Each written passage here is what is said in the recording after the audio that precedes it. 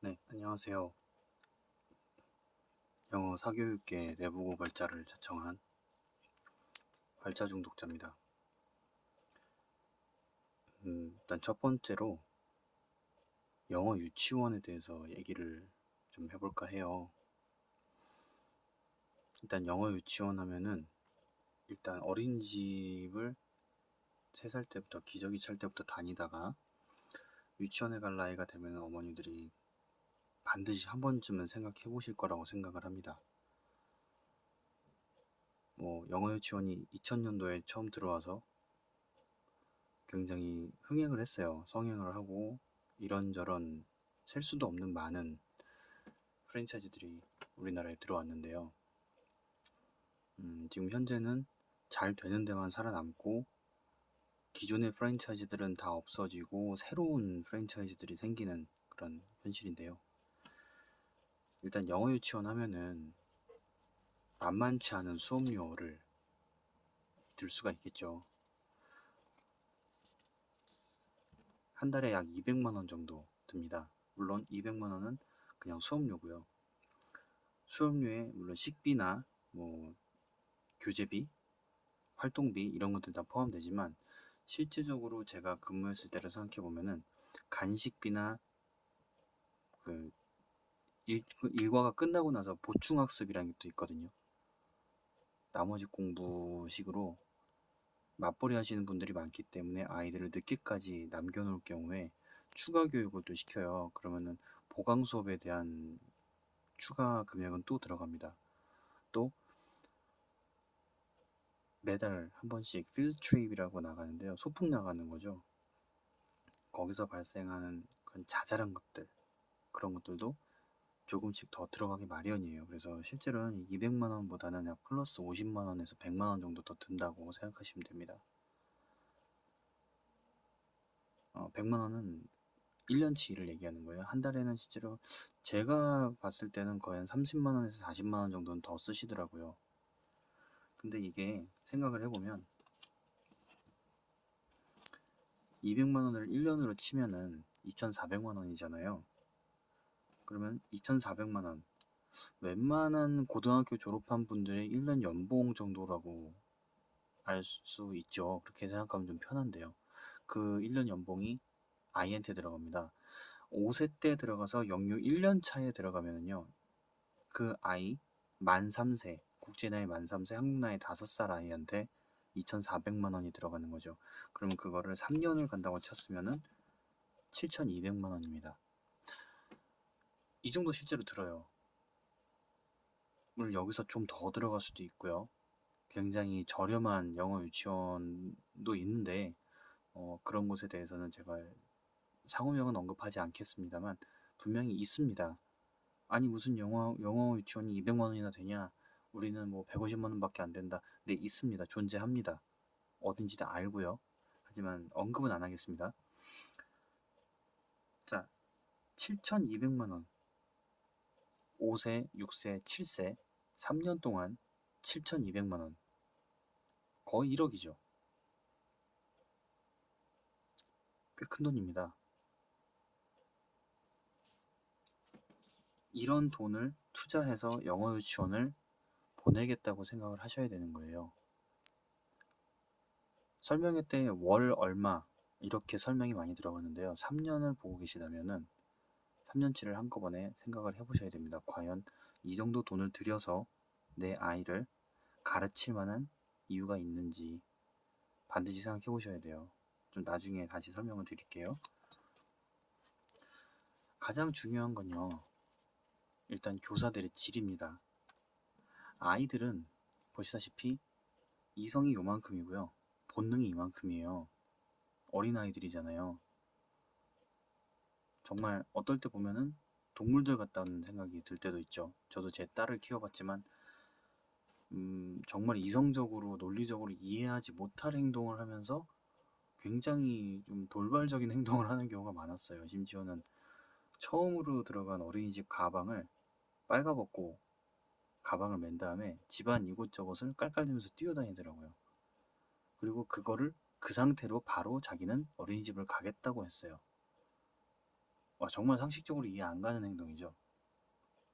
자, 이런 본능이 이성보다 훨씬 큰 아이들을 어떻게 케어할 수 있는지를 확인을 해보시는 게 좋아요. 물론 처음 가실 때, 아무런 정보 없이 처음 가실 때는 정보 확인하기 힘들죠. 압니다.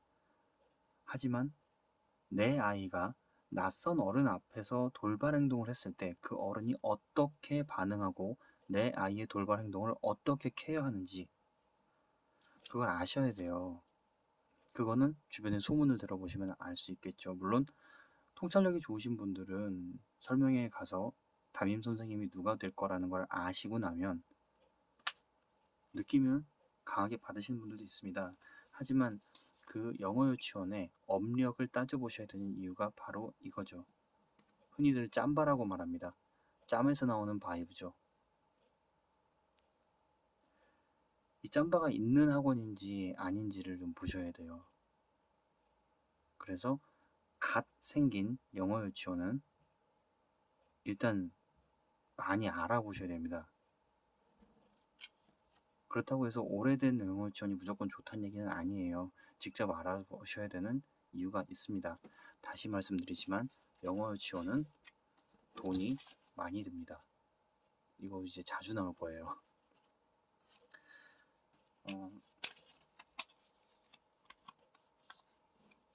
역경이라고 하면 다들 부정적인 단어로 알고 있잖아요. 그런데요, 역경을 반대로 하면 경력이 된답니다. 짬에서 노는 바이브, 그 경력이 역경을 통해서 쌓인 곳인지 아닌지 확인하셔야 됩니다. 많이 알아보셔야 돼요. 영어 유치원이 시설 좋고 좋으니까 평판 좋으니까 그냥 내 아이 보내면 잘 가르쳐 주겠지.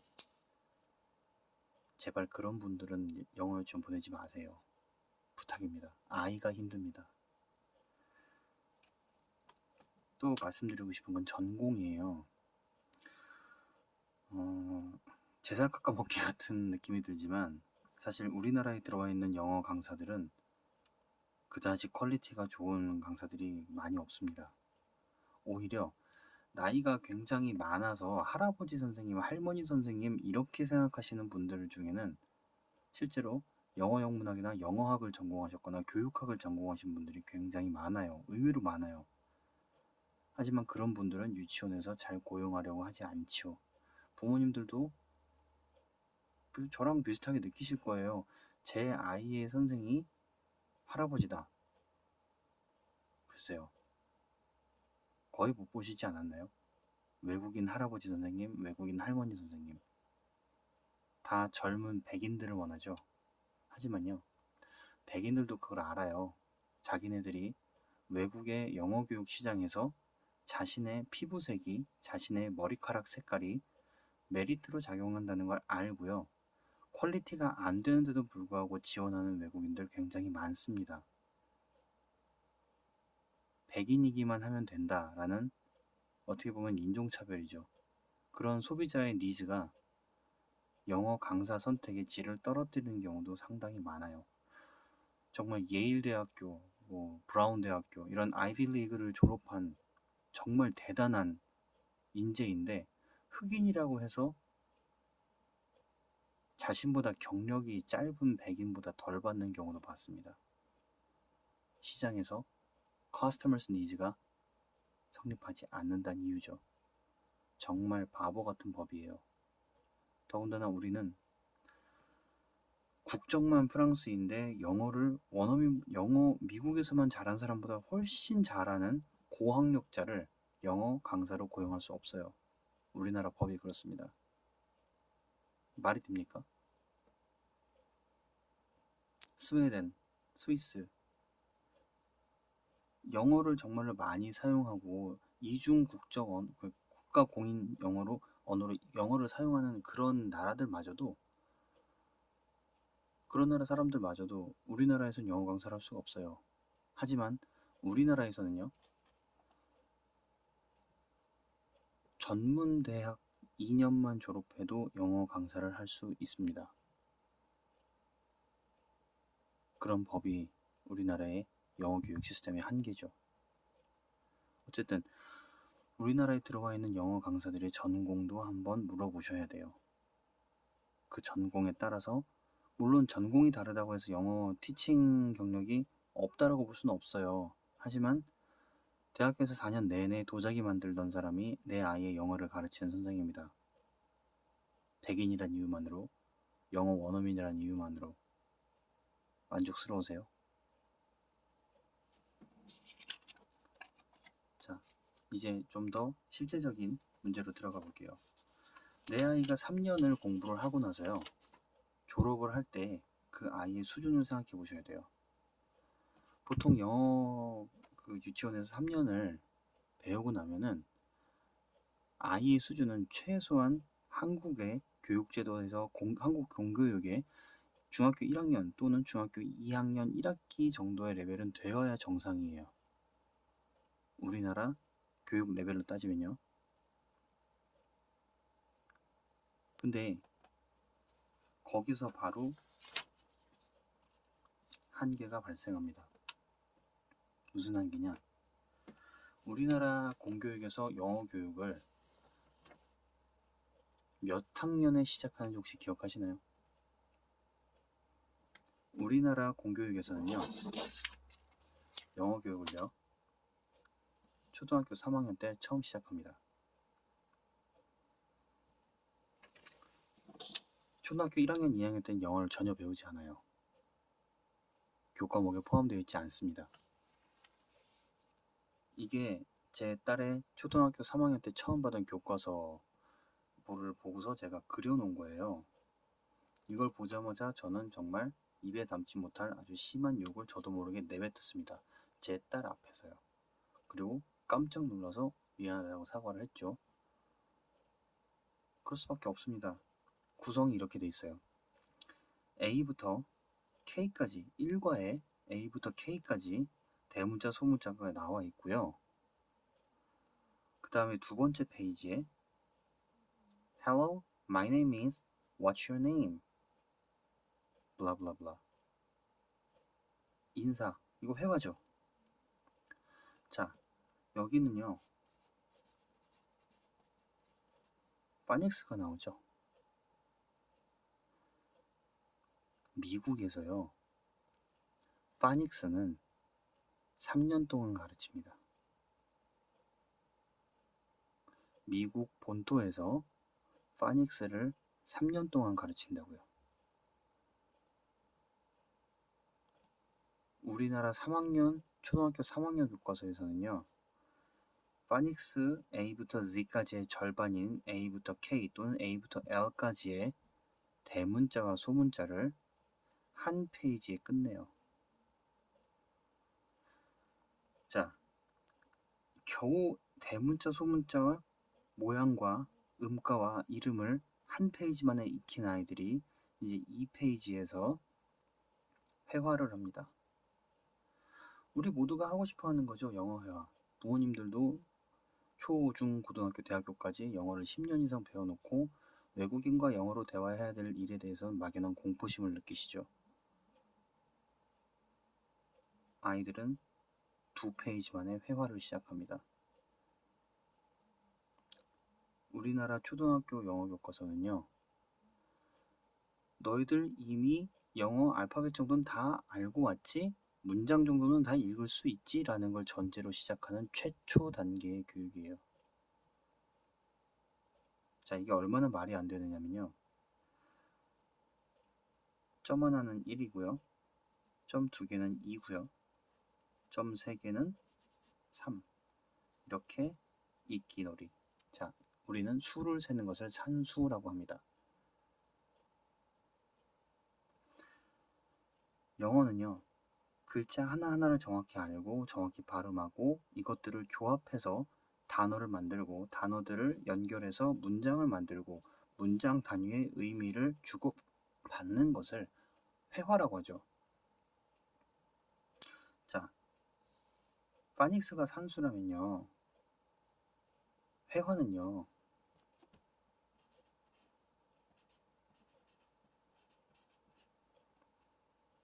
미적분이죠. 제가 왜 욕을 했는지 이제 아시겠나요? 이게 1과의 첫 번째 페이지와 두 번째 페이지입니다. 초등학교 3학년 교과서죠. 1, 2학년 때까지는 아무것도 안 한다고 말씀을 드렸어요. 그쵸? 그러면요.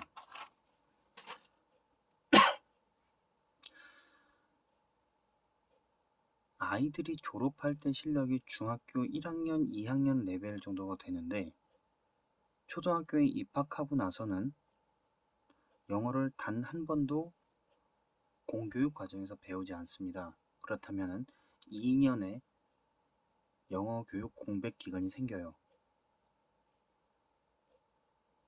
그럼 어떻게 될까요?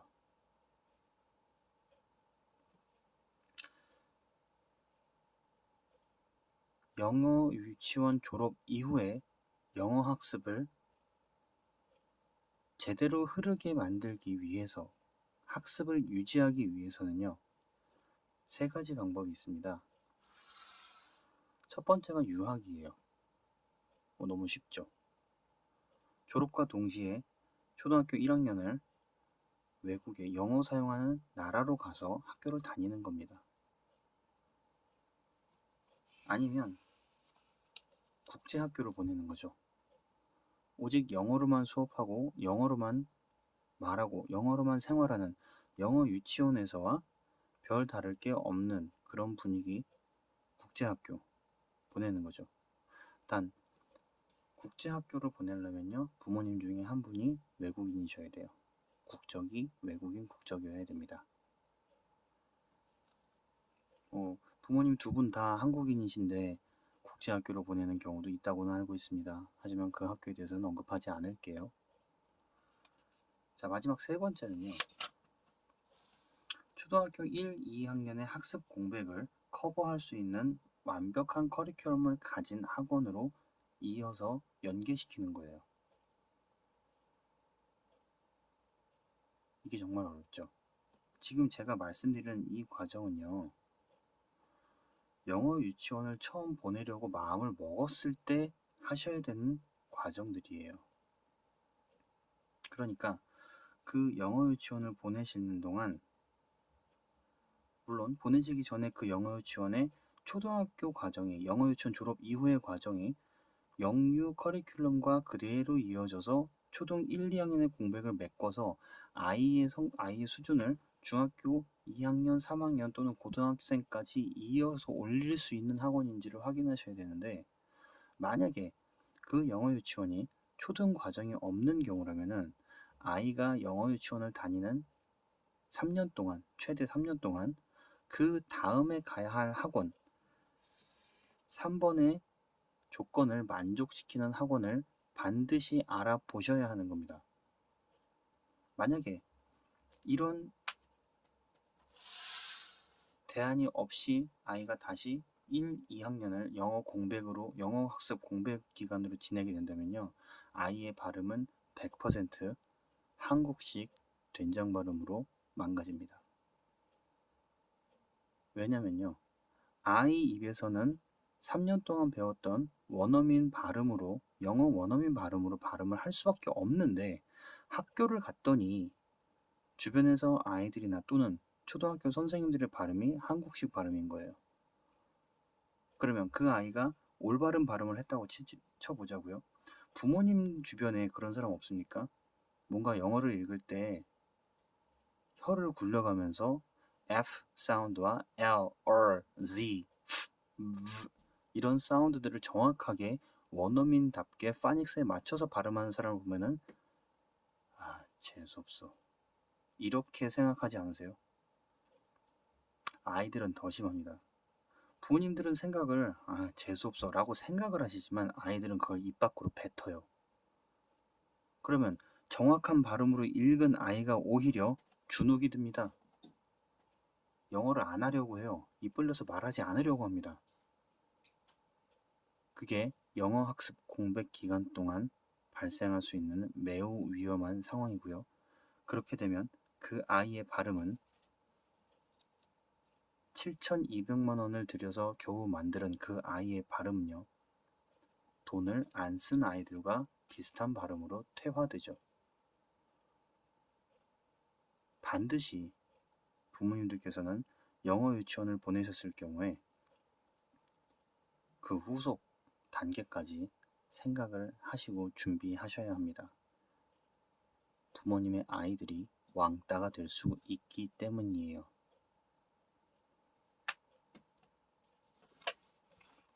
자, 가장 중요한 말씀을 드리겠습니다. 왜 보내시려고 하세요? 영유 보내면 있어 보이니까 부모님들의 경제력이나 또는 허세를 위한 있어빌리티를 위함인가요? 아니면 영어 유치원 졸업 후에 국제학교나 또는 유학을 계획했기 때문인가요? 3년 뒤 아버님이나 어머님께서 해외 지사 발령 받으실 계획이라면 영유 무조건 보내야죠.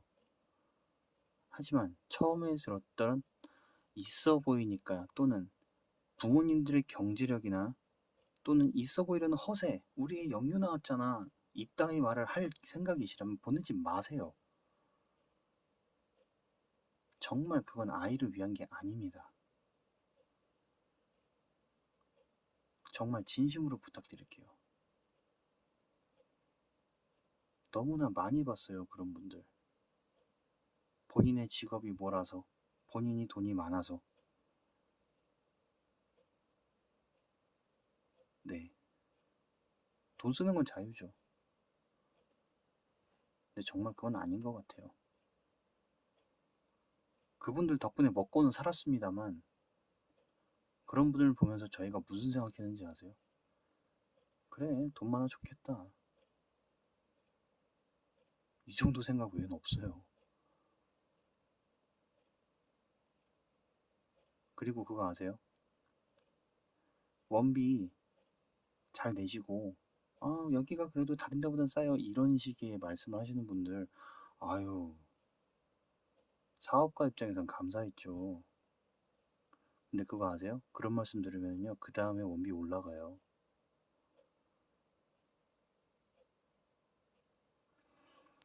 마지막입니다. 정리할게요. 아이들마다 빠른 아이가 있고 느린 아이가 있어요. 내 아이는 무조건 빠를 거라고 생각하시나요? 내 아이는 무조건 빨라야 된다고 생각하시나요?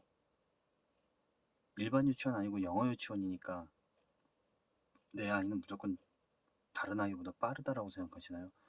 아니요. 물론 그럴 수 있어요. 빠를 수 있습니다. 하지만 빠른 아이가 있고 느린 아이가 있어요. 영어 유치원이 아니더라도 어디서든지 그건 공통적인 말입니다. 근데 부모님들이 돈을 많이 써서 보내는 학원이라고 해서 애가 빨라지진 않아요. 부모님들께서는 아이의 성장을 기다려 주실 수 있으세요? 기다려 주실 수 없다면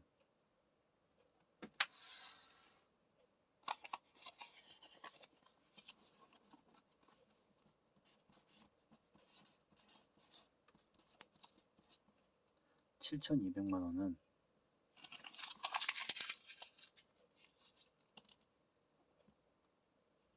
버리시는 거예요.